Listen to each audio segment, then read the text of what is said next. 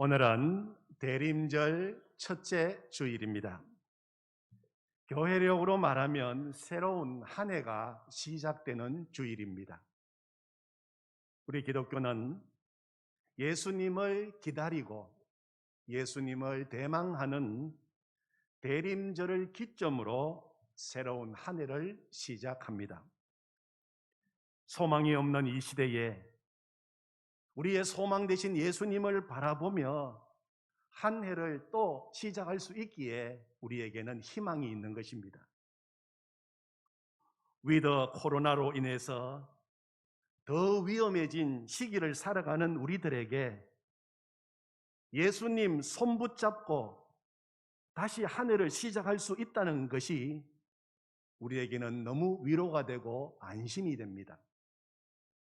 사람 왕으로 인해 실망하고 좌절하고 있는 이때에 만왕의 왕이신 예수님을 우리의 왕으로 모시고 나의 인생을 맡기고 주님과 함께 새로운 한 해를 열 수 있다는 것이 우리에게는 너무도 기쁜 일이 아닐 수 없습니다.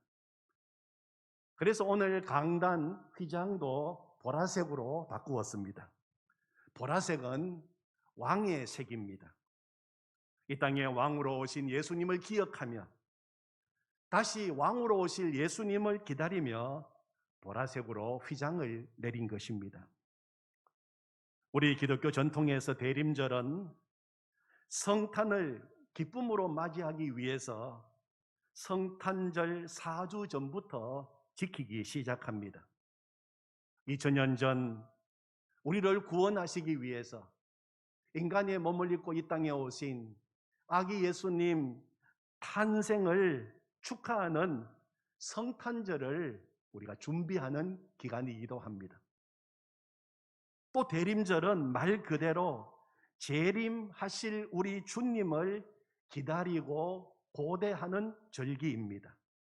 다시 오실 주님, 언제 주님 오시더라도 할렐루야, 주님을 맞이할 수 있는 믿음을 준비하고 점검하는 시간입니다. 성경은 우리 주님이 언제 다시 오실지 모르니 깨어 있으라고 경고하고 있습니다. 성경은 여러 곳에서 주님은 도둑같이 임할 것이라고 예언하고 있습니다. 예수님의 재림이 도둑같이 임한다고 하는 것은 주님 오실 그 때와 그 시간을 아무도 모른다는 것입니다. 오직 하나님만 아십니다. 수많은 이단들이 시한부 종말론을 주장하며 주님 오실 날짜를 제시했지만 다 거짓으로 드러났습니다. 주님 언제 오실지 그것은 하나님이 비밀에 붙여놓으셨습니다. 그런데 또 성경 말씀을 자세히 읽어보면 주님을 믿는 우리 성도들은 주님 재림을 결코 도둑이 오는 것처럼 맞이하지 않을 것이라고 또 말씀하십니다. 데살로니가전서 5장 4절 5절 말씀에 보면 형제들아, 믿는 우리들을 향하여 말씀하십니다. 너희는 어두움에 있지 아니하매 그 날이, 주님 오시는 그 날이 도둑같이 너희에게 임하지 못하리니 너희는 다 빛의 아들이요 낮의 아들이라. 성도들에게는, 우리들에게는 주님이 도둑같이 임하지 않는다고 말씀하십니다. 그 이유가 어디에 있습니까? 우리는 항상 예수님을 바라보고 지금 살고 있기 때문입니다. 매일매일 예수님과 동행하며 살기 때문입니다. 재림하시는 주님을 불시에 찾아오는 도둑 만나듯이 만나지 않으려면 지금 언제나 나와 함께 하시는 예수님을 날마다 만나면 되는 것입니다. 그래서 우리에게는 예수님과 함께하는 with Jesus 신앙이 필요하고 다시 그것을 준비함으로 우리가 새로운 한 해를 시작하는 것입니다. 위드 코로나 상황 속에서 맞이하는 이번 대림절이 위더 지저스 신앙을 새롭게 하는 은혜의 시간이 되기를 축원합니다. 아멘. 오늘 읽은 마태복음 1장에는 예수님이 이 땅에 태어나실 때 요셉에게 천사가 나타나서 두 가지의 이름을 미리 알려주고 있습니다. 오늘 1장 21절에 보면 아들을 낳으리니 이름을 예수라 하라. 이는 그가 자기 백성을 그들의 죄에서 구원할 자이심이라 하니라. 첫 번째 태어날 아기의 이름을 예수라고 하였습니다. 예수라고 하는 말은 그리스어입니다. 그리스어로 예수스라고 발음하는데 그 뜻이 구원자입니다. 우리를 죄에서 구원해 주시기 위해서 오신 분이라는 뜻입니다. 모든 인생들은 오늘도 무거운 죄짐에 눌려서 살아가고 있습니다. 이 죄짐에서 우리 인생을 그 누구도 구원해 줄 수 없습니다. 오직 우리를 죄에서 구원하실 분은 예수님 한 분밖에 없습니다. 우리가 지은 죄값으로 받아야 할 형벌과 저주를 우리 대신 다 짊어지시고 십자가에서 보배로운 피를 흘리시고 죽으신 예수님 외에는 우리를 죄로부터 자유케 할 사람이 없는 것입니다. 나의 죄를 용서하시기 위해서 죽으시고 나에게 새로운 생명을 주시기 위해 사망 권세 이기시고 부활하신 예수님을 구주로 믿으면 우리 인생은 새로운 피조물이 되는 것입니다. 고린도후서 5장 17절 말씀에 보면 그런즉 누구든지 그리스도 안에 있으면 새로운 피조물이라. 이전 것은 지나갔으니 보라 새 것이 되었도다. 그렇게 말씀하셨습니다. 여러분 다시 21절을 보십시오. 아들을 낳으리니 이름을 예수라 하라. 이는 그가 자기 백성을 그들의 죄에서 구원할 자이심이라 하더라. 우리 예수님은 이름대로 우리를 죄에서 구원하기 위해서 이 땅에 태어나신 것입니다. 우리 기독교는 믿음의 대상이 분명합니다. 누구를 믿습니까? 예수님을 믿습니다. 왜 예수님을 믿습니까? 죄 사함을 받기 위해서 예수님을 믿는 것입니다. 저는 지난 주 중에 건강검진을 받았습니다. 대장 내시경도 받아야 하기에 그 전날 저녁부터 준비가 필요했습니다. 대장 내시경을 받으려면 장을 깨끗하게 비워야 합니다. 그래서 병원에서 받은 장 정결제를 물에 타서 저녁에도 마시고 또 새벽에도 마시고 계속 장을 비워야 했습니다. 옛날에 비하면 요즘은 많이 좋아져서 이 장 정결제 맛도 달콤해지고 마시기도 훨씬 나아졌지만 여전히 장을 비우는 일은 정말 고역이었습니다. 그러면서 드는 생각이 장을 비우는 일도 이렇게 힘이 드는데 마음을 비우고 욕심을 비우는 일은 얼마나 더 힘든 일이겠는가? 죄를 다 버리는 일은 얼마나 더 힘든 일이겠는가? 우리 힘으로는 안 되는 일이고 내 힘으로는 도저히 할 수 없는 일이기에 예수님이 이 땅에 오셔서 우리의 죄 문제 해결해 주셨구나 하는 생각까지 하게 되었습니다. 정말 그렇지 않습니까? 만약 우리가 우리의 노력으로 우리의 힘으로 죄 문제를 해결하고 죄를 완전히 버릴 수 있다면 예수님이 인간의 몸을 입고 이 땅에 오실 이유가 없으셨을 것입니다. 우리 힘으로는 작은 죄 하나도 해결하지 못하니까 예수님께서 우리를 죄로부터 구원해 주시기 위해서 이 땅에 오신 것입니다. 죄 없으신 예수님께서 친히 어린 양이 되셔서 우리를 대신하여 죽으시고 우리의 죄 문제 완전히 해결해 주신 것입니다. 오늘 말씀을 읽어보면 예수님은 우리 보통 인간과는 다르게 이 땅에 태어나셨습니다. 동정녀, 처녀 마리아의 몸을 통해서 태어나셨습니다. 예수님께서 보통 인간의 생육 방법으로 태어나지 않으시고 처녀 마리아의 몸을 통해서 성령으로 잉태되신 것도 우리의 죄를 용서하시기 위함입니다. 보통 인간의 생육 방법으로 태어나는 모든 인생들은 다 원죄를 가지고 태어납니다. 죄인으로 태어납니다. 죄인이 다른 사람의 죄 문제 해결할 수 없습니다. 어떻게 내 죄 문제도 해결하지 못하는데 다른 사람의 죄 문제를 해결해 줄 수가 있겠습니까?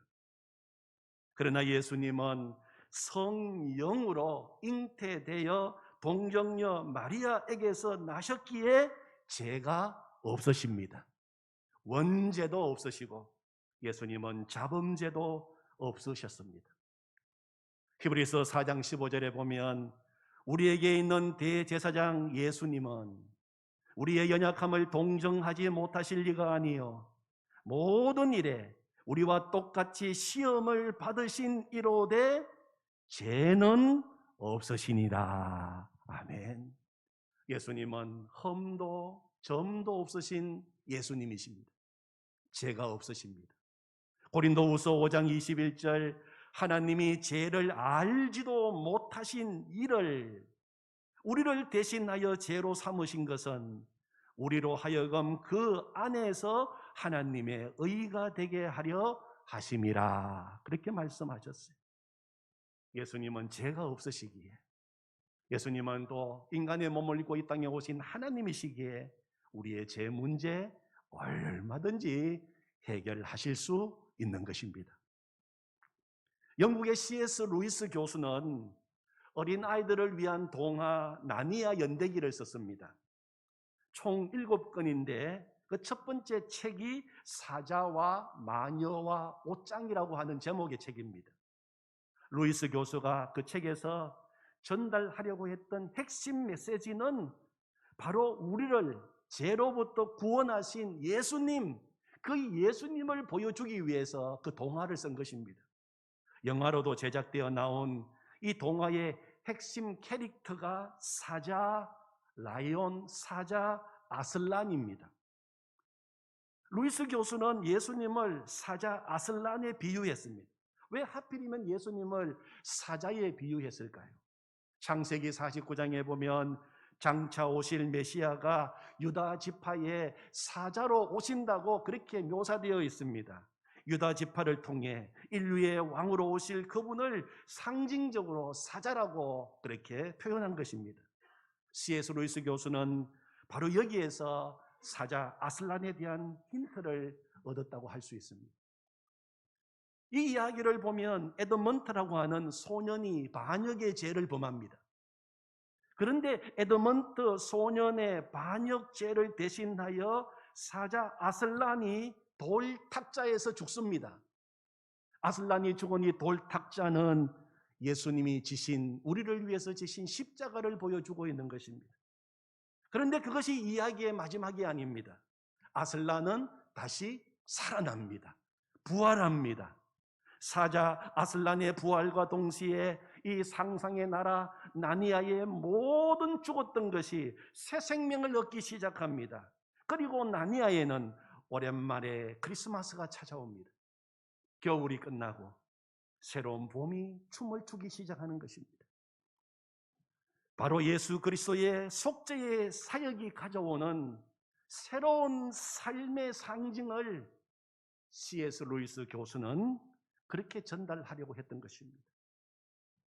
사랑하는 성도 여러분, 우리 인생에 있어서, 내 인생에 있어서 가장 중요한 문제가 무슨 문제라고 생각하십니까? 우리 인생에 있어서 가장 중요한 문제는 죄사함을 받는 것입니다. 죄사함을 받지 못하면 이 땅에서도 죄의 종으로 살아가고 마귀의 노예로 살아갑니다. 그리고 죽어서도 죄의 삭선 사망이기에 영원한 죽음을 또 맞이하게 됩니다. 그러나 죄 사함을 받은 사람은 이 땅에서도 하나님의 자녀의 축복된 삶을 살다가 영원한 천국으로 들어가게 됩니다. 시편 32편 1절 말씀에 보면 허물의 사함을 받고 자신의 죄가 가려진 자는 복이 있도다, 그렇게 말씀하셨어요. 하나님 보실 때 가장 복이 있는 인생이 어떤 인생입니까?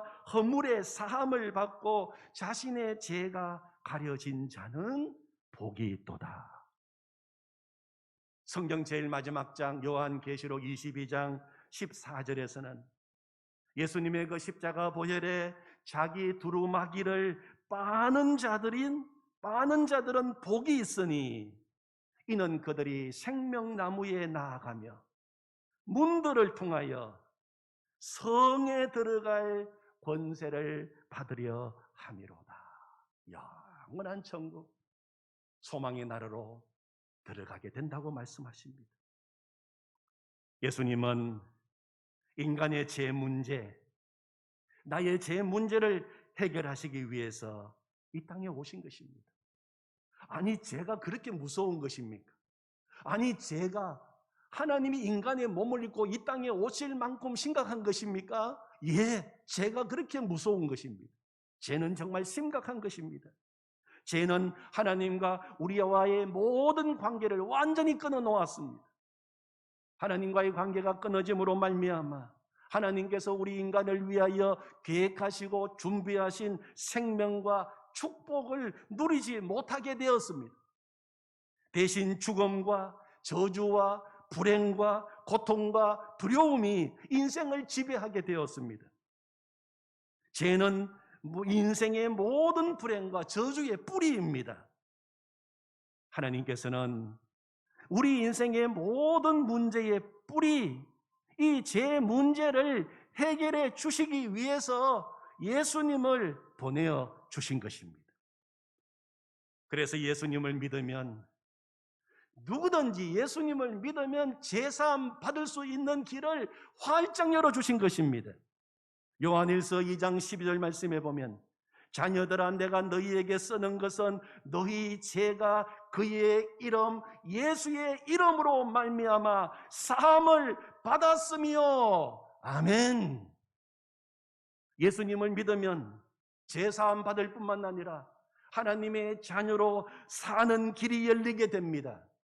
요한복음 1장 12절 말씀에 보면 영접하는 자, 곧 그 이름 예수의 이름을 믿는 자들에게는 하나님의 자녀가 되는 권세를 주셨으니. 아멘. 예수님을 믿으면 모든 저주는 떠나갑니다. 예수님을 믿으면 모든 인생의 문제가 거기에서부터 해결되는 것입니다. 영원한 생명을 얻게 됩니다. 하나님을 믿으면, 예수님을 믿으면 하나님이 주시는 놀라운 축복을 누리게 되는 것입니다. 그래서 예수님이 이 땅에 오신 것입니다. 우리 예수님의 이름은 참으로 놀라운 이름입니다. 정말 우리가 예수님, 그 예수 이름을 내 마음에 새기고 그 이름을 믿고 그 이름을 의지하고 그 이름을 자랑하고 그 이름 붙들고 살아가기만 하면 놀라운 이름인 것입니다. 그래서 송명희 시인은 이런 시를 지었습니다. 예수 그 이름 나는 말할 수 없네. 그 이름 속에 있는 비밀을, 그 이름 속에 있는 사랑을, 그 사랑을 말할 수 없어서 그 풍부함을 표현 못해서 비밀이 되었네. 그 이름 비밀이 되었네. 사람들 그 이름 건축자의 버린 돌처럼 버렸지만 내 마음에 새겨진 이름은 아름다운 보석, 내게 있는 귀한 비밀이라. 내 마음에 숨겨진 기쁨 예수, 오 그 이름 나는 말할 수 없네. 그 이름의 비밀을, 그 이름의 사랑을.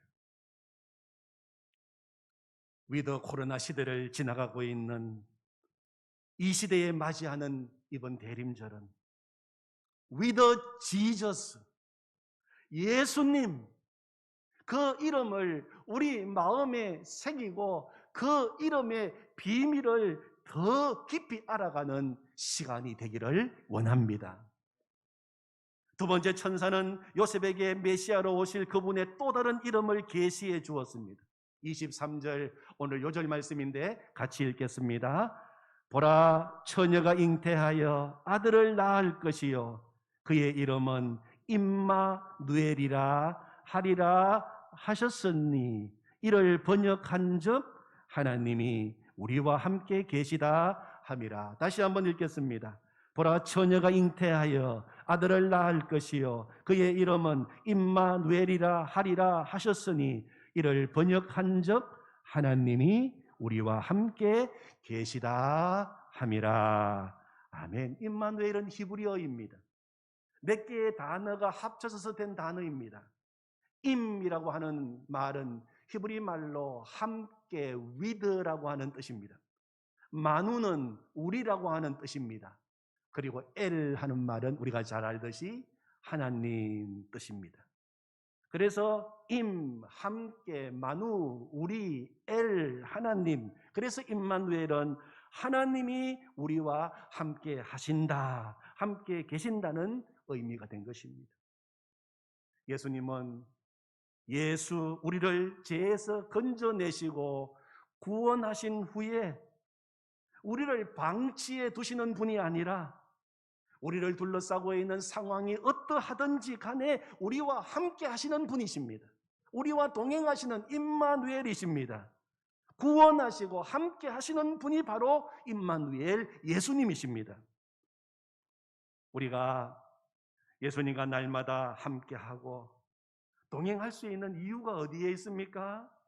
예수님이 우리와 함께 해주시고 예수님이 우리와 함께 동행해 주시기 때문에 가능한 것입니다. 아무리 우리가 예수님과 함께 있고 싶고 아무리 예수님과 날마다 동행하고 싶어도 예수님이 우리와 함께 계시지 않는다면 우리는 동행할 수 없습니다.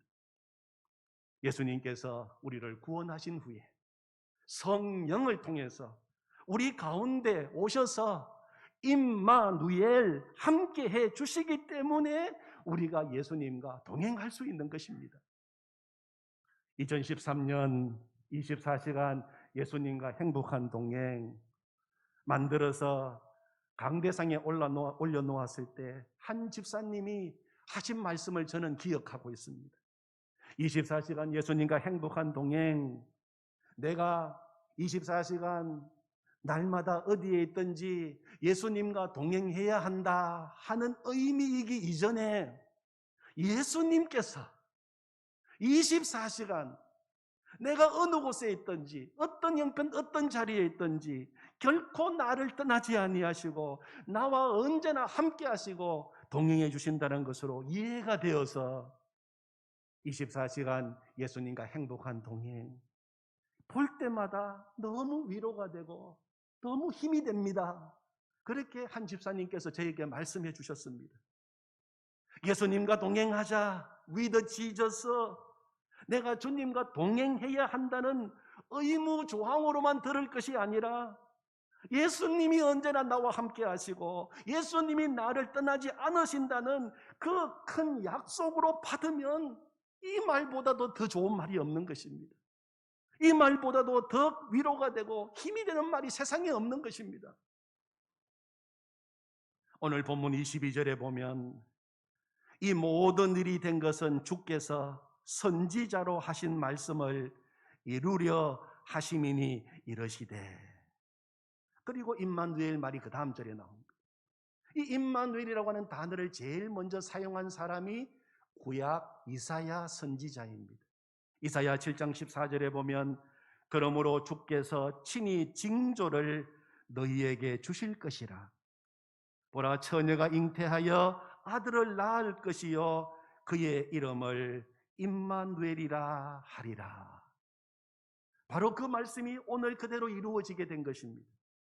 이사야 선지자를 통하여 이 말씀이 주어졌을 당시 유대 왕국은 정말 위기 가운데 있었습니다.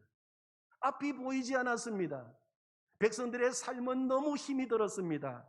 북방 베가라고 하는 왕과 아람에게 침략을 받아 국가의 존립이 흔들리고 있는 상황이었습니다.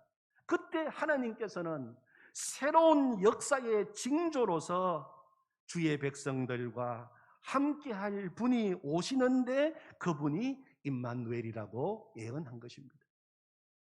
그것은 궁극적으로 예수님에 대한 예언이었습니다.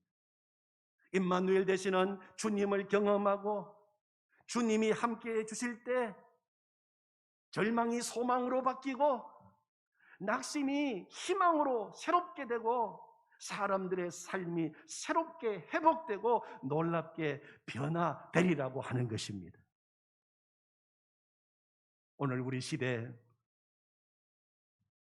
하다 안 되니까 어떻게 위드 코로나라고 하는 말이 나왔을까? 위드 코로나. 코로나와 함께하는 이 시대의 소망이 어디에 있다고 생각하십니까? 정권이 바뀌고 대통령이 바뀌면 소망이 있다고 생각하십니까? 지금보다 경제가 좀 더 나아지면 소망이 있다고 생각하십니까? 주님이 우리와 함께 하신다는 사실을 분명히 알고 주님과 동행하는 We the Jesus, 임마누엘 예수님과 함께 할 때 거기에서부터 참된 소망이 있게 되는 줄로 믿습니다. 그러므로 지금 이때에 우리가 정말로 점검해 보아야 할 것은 바로 임마누엘 믿음입니다. 주님이 나와 함께 계신다는 그 믿음입니다. 그 믿음이 나에게 있느냐 하는 것입니다. 고린도후서 13장 5절에 보면 너희는 믿음 안에 있는가 너희 자신을 시험하고 너희 자신을 확정하라. 정말 너희가 예수님을 믿고 있고 신앙생활을 하고 있는데 정말 믿음 안에서 살아가고 있는지 한번 테스트해보라, 시험해보라, 확정해보라, 그렇게 말씀하십니다. 무엇으로 확정합니까? 예수 그리스도께서 너희 안에 계시는 줄을 너희가 스스로 알지 못하느냐? 그렇지 않으면 너희는 버림받은 자니라, 그렇게 말씀하셨어요. 내가 예수님을 믿음으로 제사함받고 구원받은 하나님의 자녀라면 이제는 예수님이 임마누엘 되셔서 언제나 나와 함께 계심을 분명히 알아야 된다는 것입니다. 그렇지 않으면 너희는 버림받은 자니라. 예수님을 믿어도 버림받은 자처럼 믿을 수 있어요. 예수님을 믿어도 버림받은 자처럼 살아갈 수 있습니다. 예수님이 나와 언제나 함께 계심을 모르고 사는 자는 스스로 버림받은 자처럼 살아갈 수밖에 없는 것입니다. 왜 예수님을 믿어도 내 마음에 기쁨이 없습니까? 왜 예수님을 믿어도 내 얼굴이 언제나 어둡습니까? 왜 예수님을 믿어도 늘 우울하고 답답합니까? 내 안에 계시는 예수님을 모르면 그렇게 살 수밖에 없는 것입니다. 창세기 28장에 보면 도망치는 야곱이 나옵니다. 아버지를 속이고 형에게 돌아갈 축복을 가로채고 결국 도망치는 야곱. 그는 외롭게 도망치는 신세가 되었습니다. 하란으로 가는 도중에 부엘세바 광야에서 돌을 베개 삼고 쓰러져 자게 됩니다. 외로운 밤, 두려운 밤, 추운 밤이었습니다. 야곱은 이제 철저히 자신은 외톨이 혼자라고 생각했습니다. 이제는 아무도 나를 도와주는 사람도 없고 함께 해주는 사람도 없다고 생각했습니다. 마치 자신은 이제 버림받은 자라고 생각했어요. 그런데 그 밤에 그 야곱이 쓰러져 누워있는 그 자리에 누가 나타나셨습니까? 하나님이 나타나셨습니다. 하나님이 야곱에게 나타나신 것입니다. 그리고 야곱에게 놀라운 환상과 위로의 말씀을 주셨습니다. 창세기 28장 15절에 보면 내가 너와 함께 있어 네가 어디로 가든지 너를 지키며 너를 이끌어 이 땅으로 돌아오게 할지라 내가 네게 허락한 것을 다 이루기까지 너를 떠나지 아니하리라. 그렇게 말씀해 주셨어요. 그 소리에 야곱이 벌떡 잠이 깼습니다. 잠에서 깬 야곱이 뭐라고 외쳤습니까? 야곱이 잠이 깨어 이르되 여호와께서 과연 여기 계시거늘 내가 알지 못하였도다. 그렇게 외쳤어요. 그는 지금 자신이 누워있는 광야만 쳐다보았습니다. 도망자 신세인 자기 신세만 생각했습니다. 그래서 나는 혼자다, 나는 이제 소망이 없다, 나는 버림받았다고 생각했는데 알고 봤더니 누가 계셨습니까? 임마누엘, 하나님이 함께 계셨던 것입니다.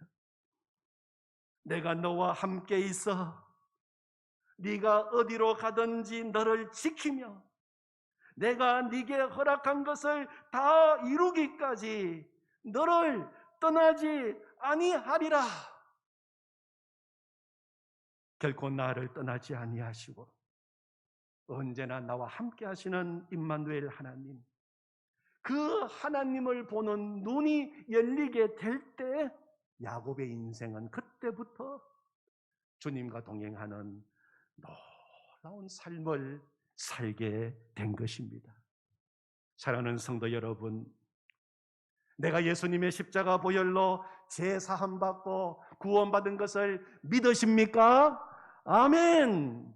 그러시다면 이제는 예수님이 임마누엘 되셔서 언제나 나와 함께 계심을 믿으시기를 바랍니다. 그때부터 내 인생은 진짜 주님과 동행하는 복된 인생으로 우리는 가게 되는 것입니다. 어느 때보다도 더 위험해진 시기입니다. 위드 코로나 시대에 우리가 대림절을 맞이했습니다. 우리는 위드 지저스입니다. 위드 지저스, 예수, 그리고 임마누엘 주님과 함께하는 복된 계절이 되시기를 축원합니다. 아멘. 하나님 아버지, 다시 한 해를 시작하는 대림절을 저희들에게 허락해 주셔서 감사합니다. 희망이 없는 이 시대에 희망 되신 예수 그리스도,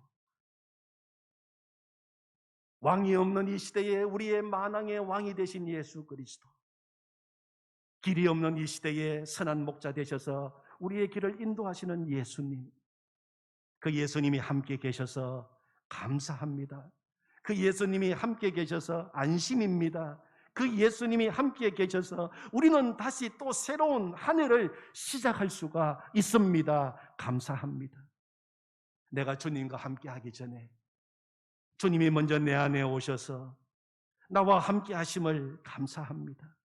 예수, 임마누엘, 그 주님의 귀한 이름을 내 마음에 깊이 새기고 날마다 그 이름의 놀라운 비밀을 깊이 체험하게 하여 주시옵소서.